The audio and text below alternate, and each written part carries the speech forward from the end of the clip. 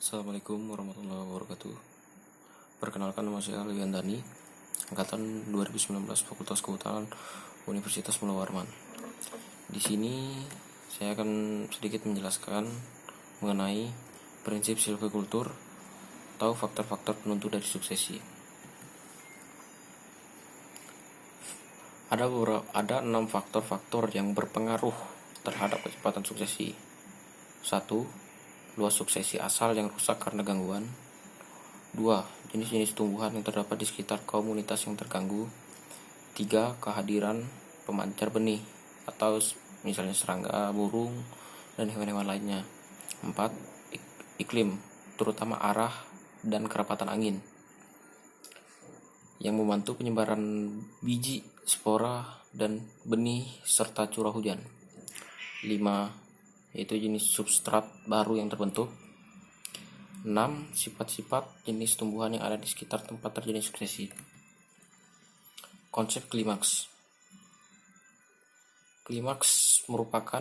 Fase klimaks merupakan sistem yang stabil dalam keseimbangan antara lingkungan biologi dengan lingkungan non-biologi. Komposisi jenis pada fase klimaks relatif tetap atau tidak berubah. Dan pada fase klimaks tidak ada akumulasi tahunan yang berlebihan dari materi organik, sehingga tidak ada perubahan yang berarti. Fase klimaks dapat mengelola dirinya sendiri atau bisa dibilang mandiri. Beralih ke suksesi vegetasi.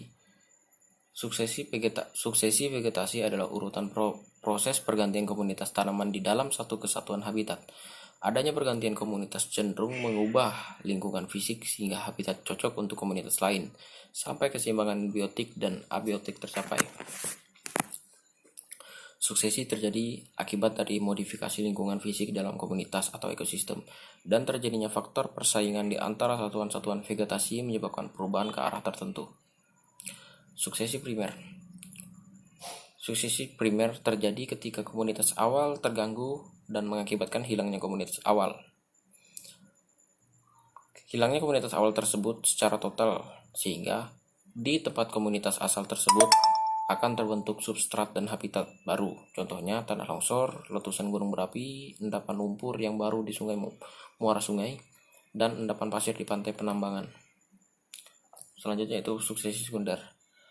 Apabila dalam suatu ekosistem alami mengalami gangguan baik secara alami maupun buatan, yaitu karena ulah manusia, dan gangguan tersebut tidak merusak total tempat tumbuh organisme yang ada, sehingga dalam ekosistem tersebut substrat lama dan kehidupan lama masih ada.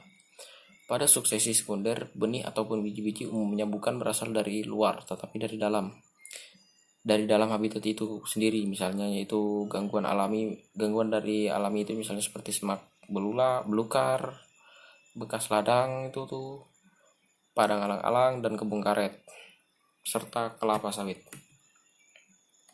Tahapan suksesi.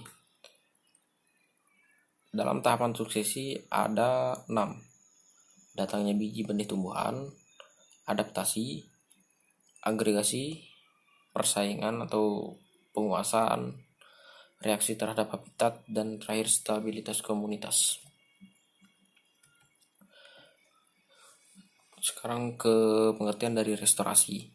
Restorasi merupakan upaya pengembalian kondisi suatu kawasan yang rusak atau mengalami gangguan agar kembali membentuk ekosistem yang mendekati kondisi awalnya. Hutan yang telah rusak akan memiliki struktur tegakan yang berbeda dengan kondisi awalnya, sehingga fungsi hutan tersebut tidak akan terganggu. Sekian dari saya. Mohon maaf jika ada kekurangan dari penjelasan saya ini. Wassalamualaikum warahmatullahi wabarakatuh.